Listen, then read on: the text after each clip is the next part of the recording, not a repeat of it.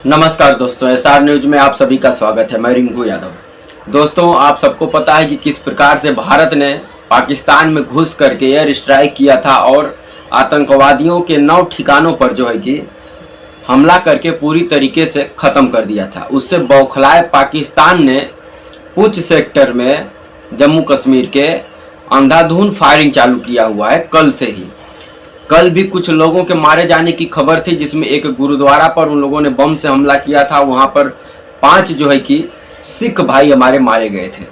उसके बाद आज भी खबर आ रही है, आज सुबह भी पुंछ सेक्टर में बहुत ही भारी मात्रा में पाकिस्तान की तरफ से गोलीबारी की जा रही है। और कल से लेकर के आज तक लगभग हमारे जो है कि लोग 15 से 20 की संख्या में बताए जा रहे हैं कि उनकी मौत हो गई है। उनमें से 5 हमारे सेना के जवान हैं, वो भी शहीद हो गए हैं। ये 5 जो सेना के जवान हैं, मैं उनका नाम बताना चाहता हूं आप लोगों को कि कौन कौन देश की सेवा करते हुए वीर गति को प्राप्त हुआ है इस कायर पाकिस्तानियों के द्वारा। उनकी जो है कि गोलीबारी में शहीद हो गए हैं। पहला जो नाम है उनका शहीद गनर दिनेश शर्मा, जो आर्टिलरी रेजिमेंट पलवल हरियाणा के रहने वाले थे। दूसरे जो जवान हैं हमारे शहीद सिपाही सचिन यादव, महार रेजिमेंट नांदेड़ महाराष्ट्र के रहने वाले थे। तीसरे जो हमारे जवान शहीद हुए हैं शहीद एयरमैन कमल कंबोज हिसार हरियाणा के रहने वाले थे। और चौथा जो हमारे जवान शहीद हुए हैं शहीद सिपाही अमित चौधरी चखरी दादरी हरियाणा के, ये भी रहने वाले हैं। पांचवा जो हमारे जवान शहीद हुए हैं सूरज यादव लांस नायक इटावा उत्तर प्रदेश के रहने वाले हैं।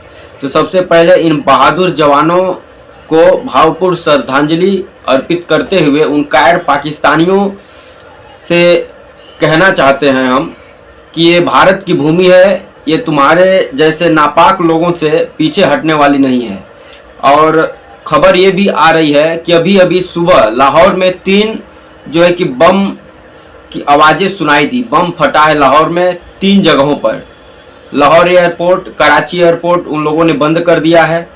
अभी इसकी पुख्ता जानकारी नहीं हुई है कि ये बम धमाके जो है किस वजह से हुए हैं। इधर भारत ने भी अपने 7 राज्यों के 21 एयरपोर्ट जो सीमावर्ती क्षेत्रों में हैं उनको बंद कर दिया है 10 मई तक। इसको देखते हुए कहीं न कहीं ये अंदाज़ा लगाया जा सकता है कि दोनों तरफ से सेनाएं तैयार है, देश का जो नेतृत्व है वो तैयार है। लेकिन ये कायर पाकिस्तान कहीं भी भारतीय सेनाओं के सामने टिकने वाला नहीं है। जिस हिसाब से कल रात में भारतीय सेना ने पाकिस्तान के अंदर घुस करके 100 किलोमीटर अंदर घुस करके तमाम उन आतंकियों का लॉन्चिंग पैड को जो है कि तबाह किया है। और उसके बाद जो तस्वीर पाकिस्तान से निकल करके आ रही है कि पाकिस्तान का सेना प्रमुख जो है आसिम मुनीर, वह जा करके वहां पर रोना रो रहा है। उन आतंकवादियों के जनाजे में पाकिस्तान की सैनिक शामिल हो रही है।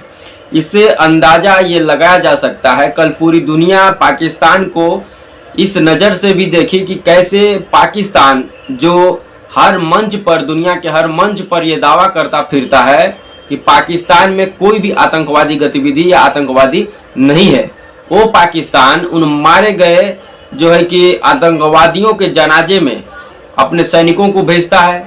पाकिस्तान का सेना प्रमुख खुद वहां पर जाता है। तो इससे अंदाज़ा लगा सकती है पूरी दुनिया कि किस प्रकार से साठगांठ इन आतंकवादियों में और पाकिस्तानी सेना में है। और पाकिस्तानी सेना का जो सेना अध्यक्ष है आसिम मुनीर, भारत में जितने भी आतंकवादी गतिविधि होती है सब उसके टेबल से पास होता है। और भारतीय सेना को जो है कि आसिम मुनीर को भी अब वांटेड की सूची में डाल देना चाहिए।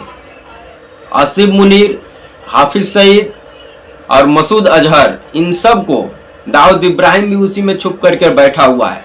इन सबको अब समय आ गया है कि पाकिस्तानी इन चूहों को भारतीय सेना चुन चुन कर मारे।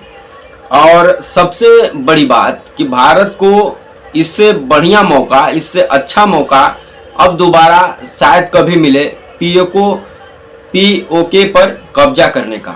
तो भारत को अब इसी लगे पाकिस्तान को एक ऐसी घाव दे देना चाहिए जैसे पूर्व प्रधानमंत्री स्वर्गीय इंदिरा गांधी ने दी थी कि पाकिस्तान को मारी भी, उसका टुकड़ा करके बांग्लादेश भी बनाई और 93,000 सैनिकों को आत्मसमर्पण भी करवाई, जो दुनिया में इतिहास है। इतना भारी मात्रा में कोई देश किसी दूसरे देश के सैनिकों को आत्मसमर्पण नहीं करवाया है अभी तक, वो भारत करवाया है पाकिस्तानियों का।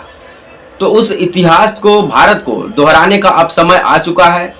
भारत के जो प्रधानमंत्री नरेंद्र मोदी हैं, उनको भी अब पीछे नहीं हटना चाहिए और अपने सेनाओं को खुली छूट दे देना चाहिए कि फिर से इन पाकिस्तानियों का फिर दो टुकड़ा किया जाए और जो पाकिस्तान अधिकृत कश्मीर है उस पे भी भारत का तिरंगा लहराया जाए और वहां तक अपनी सेनाओं को जो है कि कब्जा करा दिया जाए।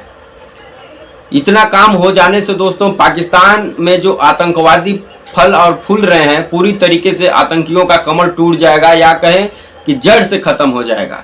ये जो अभी एयर स्ट्राइक हुई है कल रात में, ये समझिए ये तना पर हमला हुआ है, जड़ अभी वैसे ही है। 26 में भी हुआ था एयर स्ट्राइक, उसके बाद 19 में हुआ था एयर स्ट्राइक, उसके बाद फिर अभी हुआ है, तो कुछ बदला नहीं है। 16 में हुआ, 19 में हुआ, फिर ये सब 24-25 में कर दिए। तो इसके कोई गारंटी नहीं है कि इसके बाद ये सब फिर खड़ा नहीं हो पाएंगे, क्योंकि ये इनका तना काटा गया है, अभी जड़ परवार नहीं हुआ है। और जड़ हाफिज सईद है, जड़ मसूद अजहर है, जड़ असीम मुनीर है, दाऊद इब्राहिम है। जब तक इन लोगों के ऊपर हमला नहीं किया जाएगा, जब तक इन लोगों को नहीं मारा जाएगा, तब तक पाकिस्तान सुधरने वाला नहीं है, आतंकवाद खत्म होने वाला नहीं है।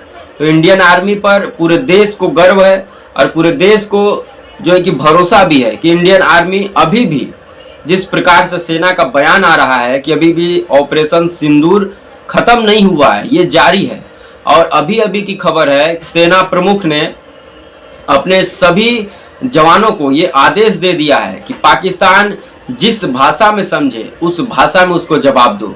वहां से गोलीबारी आ रही है तो यहाँ से भी उसे तगड़ा जवाब दिया जाए पाकिस्तान को। और अभी तक ऑपरेशन सिंदूर के बाद से पाकिस्तानी गोलीबारी में हमारे देश के कम से कम नागरिकों की 15 से 20 हत्या हुई है और 5 जवान भी शहीद हुए। ये बहुत ही दुखद खबर है, बहुत ही दुख की खबर है। लेकिन इन पाकिस्तानियों को, इन चूहों को, इन आटा चोरों को इस बार माफ करने योग्य ये गलती नहीं किए हैं और पूरी दुनिया भारत के साथ खड़ी है।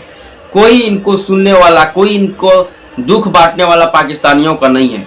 सबको पता है कि आतंकवादियों को पालते हैं और ना सिर्फ भारत में बल्कि दुनिया में कहीं भी आतंकवादी गतिविधि होती है उसमें पाकिस्तानी नागरिक का या पाकिस्तान का हाथ जरूर होता है। चाहे किसी भी देश में आतंकवादी गतिविधि हो, चाहे अमेरिका हो, रूस हो, जापान हो, ईरान हो, सऊदी अरबिया हो, अफगानिस्तान हो, कहीं भी, बांग्लादेश में हो, भारत में हो, कहीं भी पाकिस्तान, जहां पर भी आतंकवादी गतिविधि को अंजाम दिया जाता है उसमें पाकिस्तान का हाथ होना ही होना है। क्योंकि पाकिस्तान की जितनी भी जनता है वो अपने आप में आतंकवादी हैं। सब, कोई वहां पर अच्छा इंसान नहीं है, सब के सब आतंकवादी हैं। तो इन लोगों को अब माफ करने का दिन अब खत्म हो गया है। इनको अब सजा देनी चाहिए और सजा भी ऐसी कि आने वाली 7 पुश्तें इनकी याद रखे कि भारत एक देश है, उसकी तरफ गलती से भी गलत नज़र देखने पर वो ऐसी सजा देता है कि पूरी दुनिया देखती है। तो दोस्तों, आप सबकी क्या राय है? पाकिस्तान को अब उसको 2 टुकड़ा करने का समय आ गया है कि नहीं? कमेंट कर जरूर बताएं। और जो पाकिस्तान अधिकृत कश्मीर है उसको अब कब्जा करने का समय आ गया है कि नहीं, कर लेना चाहिए कि नहीं, इसके बारे में भी कमेंट कर जरूर बताएं। और ऐसे ही तमाम और खबरें के लिए हमारे चैनल पर बने रहें। वीडियो अच्छा लगे तो लाइक कर दें, चैनल पर करना है तो सब्सक्राइब कर दें, शेयर करना ना भूलें। जय हिंद, वंदे मातरम।